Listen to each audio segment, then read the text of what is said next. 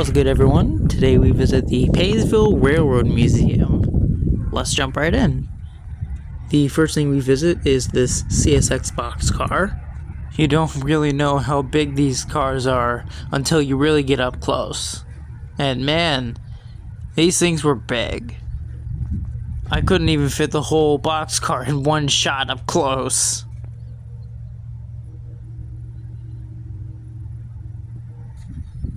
Then we come up to see this old engine barn. I didn't get a chance to go inside it, but I don't even think there was really much in there.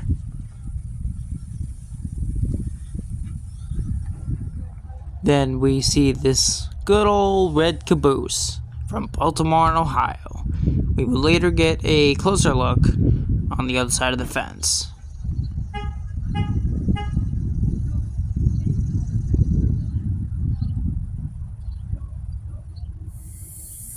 The old depot was owned by Lakeshore Michigan Southern Railway.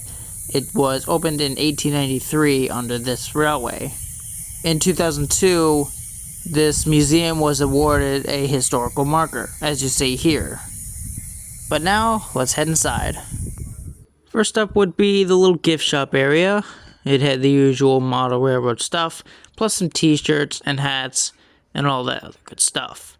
They did not take cards, but they did only take cash or check. I didn't buy anything, unfortunately, but I hope some of you guys that visit this museum buy something as a souvenir. There was a few more stuff over here, and there was also some grass and stuff for the model railroads. And over here in these cabinets, there were some other stuff, like plates, signs, more hats, a few model trains to be exact. But I didn't get anything. Like I said, I just came here to just take a look around and see what there was.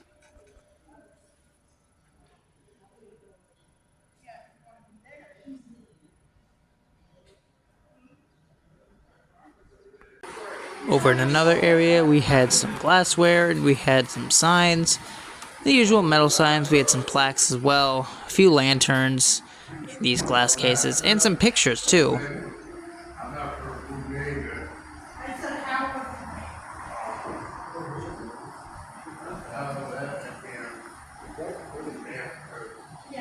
There would be more signs and lanterns on this side of the wall, some of them having railroads that used to run through, like the Penn Central, as you saw. There was a few locomotives and such with some other, pieces of equipment.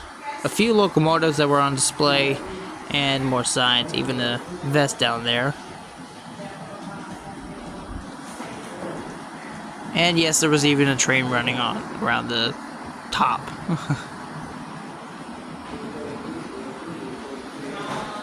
Right here we would see some displayed locomotives and some wooden trains, which I thought were pretty cool. And down here we kind of have a little model of, I don't know what it was, but it might have been something around here, around Painesville. I don't remember.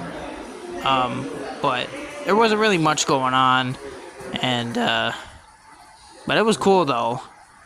Down here, got some signs and some more lanterns, of course, and they had this train clock apparently, which I thought was really cool.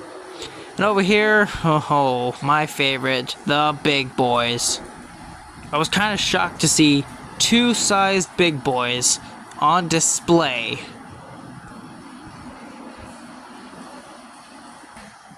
There was also a few more locomotives over here, including this 464 New York Central Hudson. And a few other stuff down here too. Over here we had some model railroad layouts. This one being, I think, N scale. And I thought this was pretty cool to see. And there was also a little button where you could push to turn on the train. And that's exactly what I did. And off it went. I want to take a picture of it. I think this was N scale. I'm not that good at seeing sizes without a chart, but I think this was N scale by the looks of it. There was two trains. There was this one, and then there was a Conrail one, which you'll see here in just a second show up on the bottom of the screen.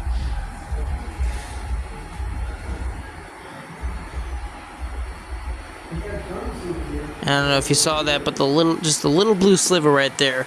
There's the train right there, the Conrail train going out of the tunnel.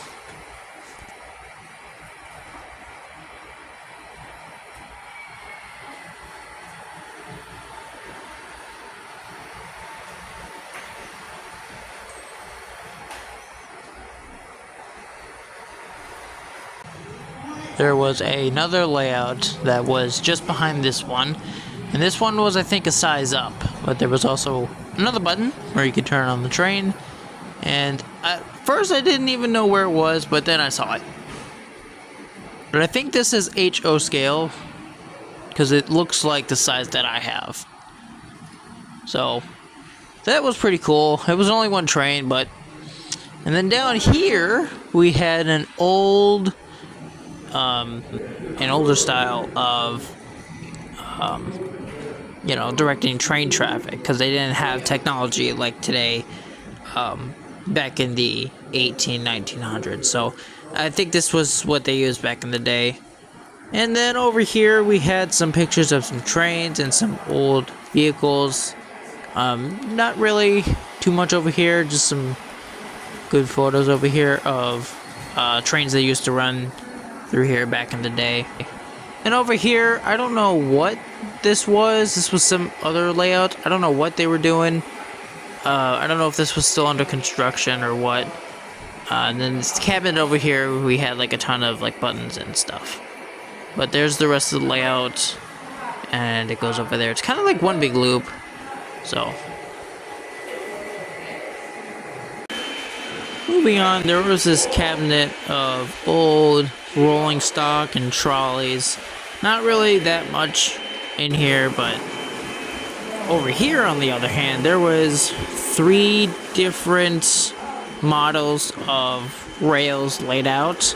There was, of course, HO on the top, there was S in the middle, and then there was O gauge on the bottom, which is exactly what you see here. This chassis system is O scale.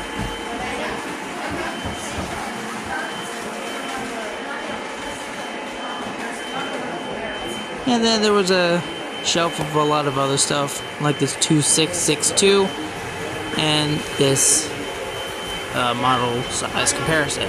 And as I was looking at that, this happened.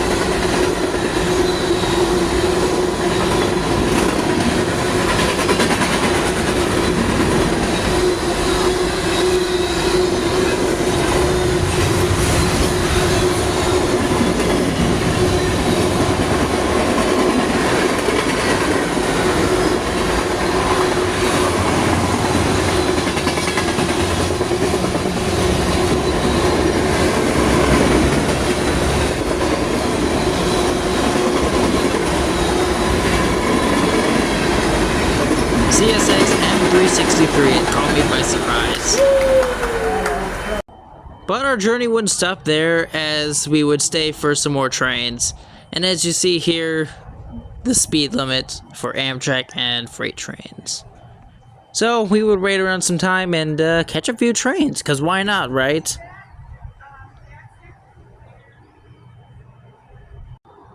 There was also a few things outside, like this old style bowling ball signal head.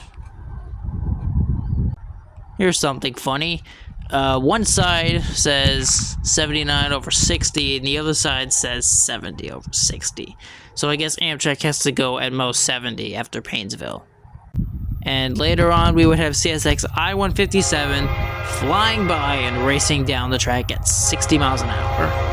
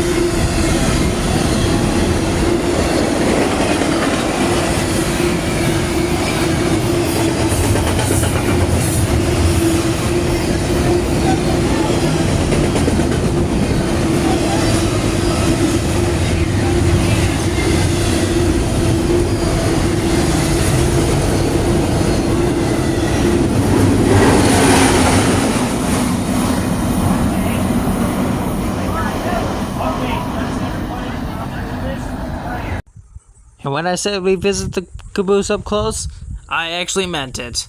This is the Baltimore and Ohio caboose up close. And also there was a ton of ties laid right next to the track. I don't know what they were going to do with all that, but it was just sitting there.